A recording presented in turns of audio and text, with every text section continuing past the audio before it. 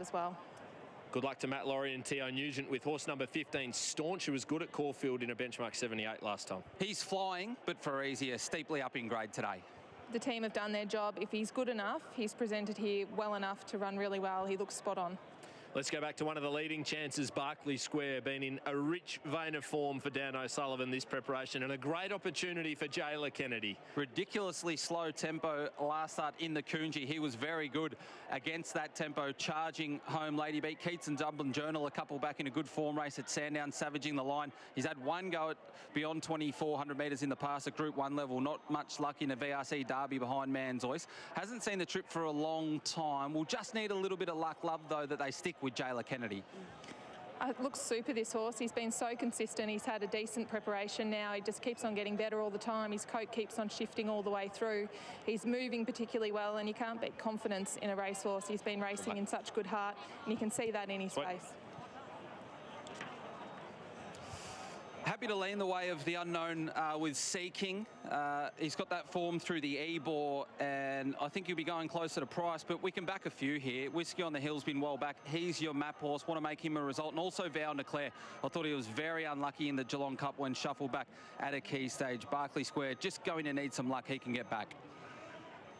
Tricky yard to dissect here. There's a number of horses that look well, which is, of course, what you would expect when you're running in a big race worth good money. I'm going to go Herman Hess. I just think this horse looks spot on today. He's been racing in really great form. He's been looking good his last number of runs, and today's absolutely no different. I can't really go past him. It's a very, very even yard, but yeah, I'm with the 4, Herman Hess. Whiskey on the Hill continues to lead the way in a wide open affair here. Now our favourite at $4.60, been a bit of a good go throughout the parade. Berkeley Square's been rock solid at $5. Sea King next line at $7.50. Vow and Declare has had some support along with Sunsets as well. So no major moves. The punters aren't 100% sure, but Whiskey on the Hill has been the best backed runner for race 7. Chances are you're about to lose. For free and confidential support, call the number on your screen or visit the website. Harry Eustace been good enough to join us, the trainer of Sea King. Harry, good to see you. The Ebor form, we saw it to the 4 last Wednesday with One Smooth Operator demolishing them in the Geelong Cup. That must have been a good sign for you coming into a race like this. Yeah, it gave us a level of confidence, and now we're about to find out if we've got our lad in as good a form as Brian's got his.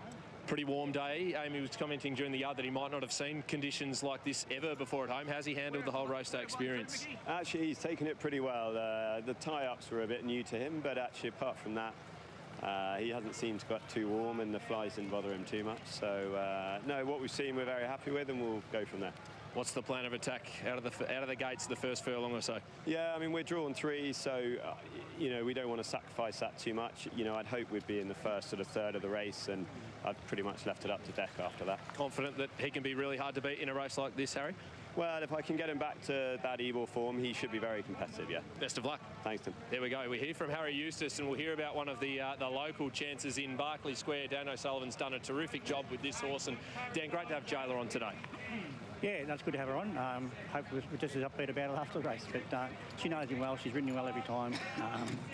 And look, I've been looking forward to getting him up to this trip.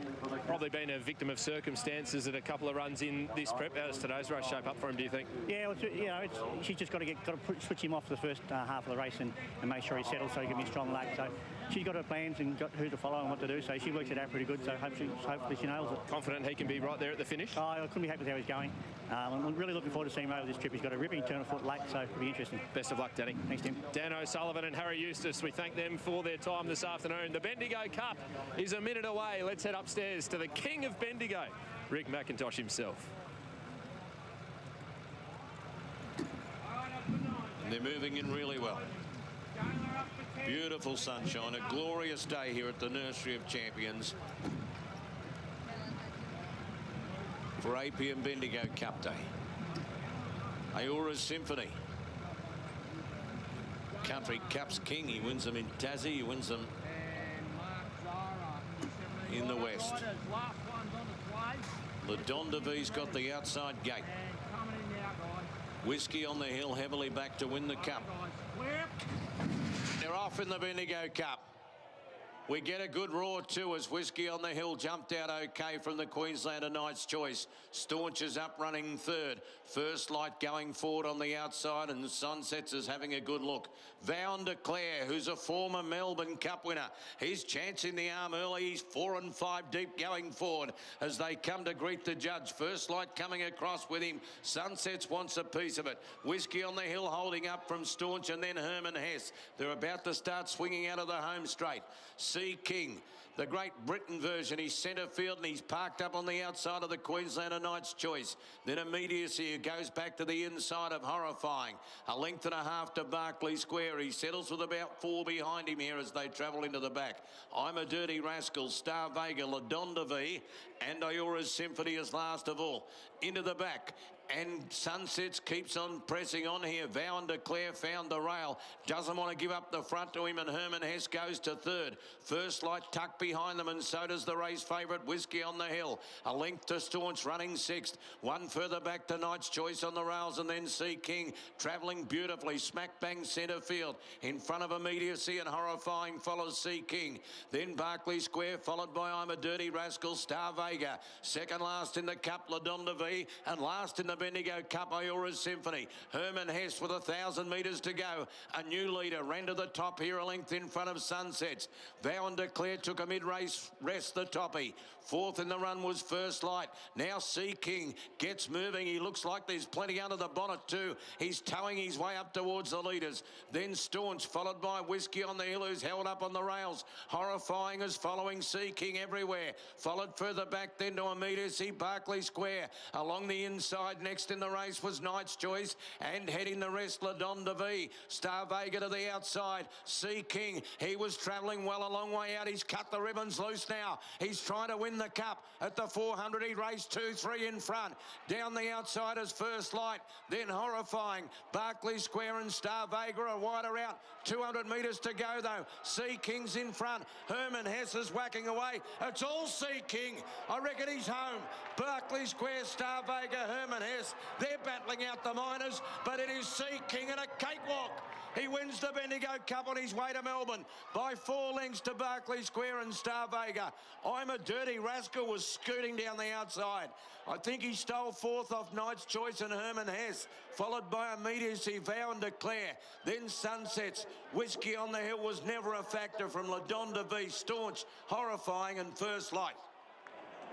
The internationals to the fore again. Sea King for Harry Eustace and Declan Bates takes out the 2024 Bendigo Cup. Berkeley Square was second, and Star Vega's run a super race in third. 9, 2 and 12 the numbers in the Cup for 2024. Salts.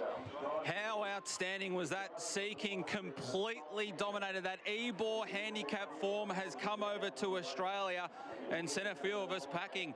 He took off at the 600, but he towed Declan Bates into the race. I wasn't sure if Declan wanted to slide up that early. The horse just said, it's go time, and go he did. Put up a margin, and those were charging at him from the rear. Couldn't get close. Berkeley Square, well, he was left with a bit to do settling off midfield. That's what he does, but a nice run, stepping to 2,400 metres. His first time beyond 2,000 metres since running in a VRC Derby. Star Vega, how well's he going? He's been up throughout the winter. That Coonji form through a slow race and stacked right up, second and third through the Coonji. Herman Hess as well. He ran quite well considering he had to do some early work. He was caught wide early, went forward, was the best of the on paces. But Amy, that was completely dominant from Sea King. What a performance. Oh, wasn't it ever? I'm so happy for Harry. I mentioned at the start of the day, Harry came out to Australia to work, and he worked with me at Freedman's and a whole heap of our old friends. We house shared together. To see him win a Bendigo Cup, I'm so proud of him, and he was shaking and then gave him a big cuddle. He's absolutely delighted, and why wouldn't he be? It's a huge thing, you know, a young trainer come over here to Australia, bring a horse over and win a Bendigo Cup and get a ticket into a Melbourne Cup. It's huge. And not only a ticket into the Melbourne Cup, has to be a live hope as well, given his one smooth operator form, betting him home in the Ebor. He'd be absolutely wrapped, Harry Eustace. Timmy Yateman gets another pre-race interview under the belt. Let's hear Harry's thoughts. Harry, raucous celebrations here in the Mounting Yard. Congratulations, the winning trainer of the 2024 Apium Bendigo Cup. Sum it up for us in a few words. Thank you very much.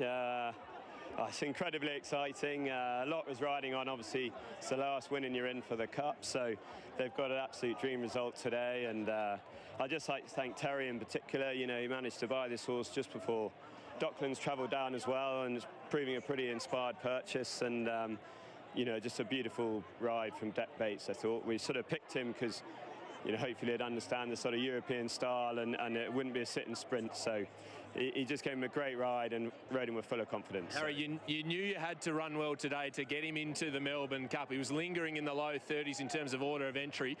Is it a weight off the shoulders, perhaps more than anything, now that you've been able to get the job done?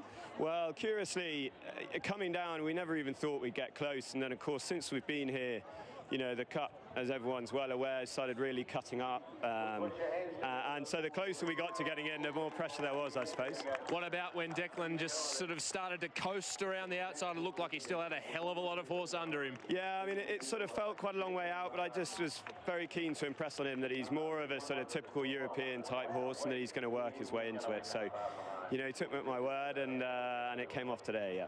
Good luck on Tuesday. Thanks very much. Harry Eustace, a very delighted Harry Eustace, and we're now joined by a very delighted Terry Henderson. Terry, congratulations. What a ride that you've been on, albeit relatively short with this horse. Well, very short. I think it's about 8 weeks long. But, you know, for Harry to get a horse off Mark Prescott and really get the horse to settle, he was half here as a galloping partner for Docklands, but he's just thrived at Werribee. And, you know, the stats of his records during track work have been great, and so great credit to Harry and his team to present him like this today. The Ebor form was to the form this time 7 days ago. Did you come here with a level of confidence that if he could replicate a run like that, it'd be mighty hard to beat? Well, yes, but I think we probably got more confidence out of the fact that he was working with a Group 1 horse, and it was, you know, terrific to see him do what he did what the other horse did the other day. But look, that Ebor form's always good form. I asked Harry if it was a weight off the shoulders to have his place in the Cup secured for Tuesday. Are you feeling the same, Terry? It was never the intention to have him to the Cup, to be honest. But the way he'd trained on and the attrition rate for the Cup is now giving him a chance if the handicap gives him a half a kilo. We've got to go speak to your jockey. Well done. Good on you. Terry Henderson and Harry Eustace, very good with their time. The third piece of the puzzle is Declan Bates, who gave Seeking an absolute peach. Geez, around the turn deck, you look to be absolutely coasting. Talk us through what you were feeling around the bend. By that point, I was sort of just relying on my horse, sort of just relying on his staying ability. You say I'm the last piece in the puzzle. I was probably a very small piece because, look, we were hoping to be sort of forward in the run. He lacked that bit of tactical early speed, so I had to just sort of work on just getting him settled from then. And he travelled very strong in the run. Any time the tempo come out of it, he just wanted to get going and tried to just sort of nurse him as long as I could. And from about 1,000, I tried to just slowly build into it, but he's probably just got that bit of class compared to a lot of these. He basically just sort of nicely worked into the race and got to the front a lot earlier than I would have liked. But as I said, I think I was just on the superior stayer. From your perspective, Dick, how good a job has Harry Eustace done with this horse? He hasn't been in his care for all that long, but to travel him halfway around the world, it's no mean feat. Oh, look, you can't overstate it. It's hard enough to come all the way down here with a horse you probably know really well, and for him to get a horse that is only new to his care, bring it down. I said to him, seen him in the mountain yard beforehand, he looked $1 million, and he raced accordingly. Bit of water to go under the bridge. What are you doing Tuesday afternoon? It'll want to be a pretty big penalty for me, I think. But you know, look, best of luck to him, and I think he'll be running a massive race. You know? Well done on getting him in. Thank you.